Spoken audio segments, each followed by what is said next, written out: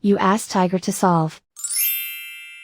This deals with linear equations with one unknown. The final result is x equals 5.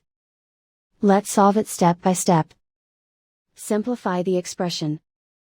Simplify the arithmetic. Group all constants on the right side of the equation. Subtract 1 from both sides. Simplify the arithmetic.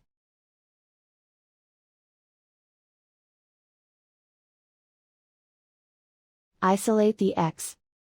Divide both sides by 10. Simplify the fraction. Find the greatest common factor of the numerator and denominator.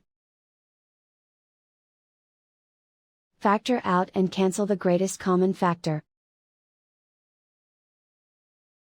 And so the final result is x equals 5.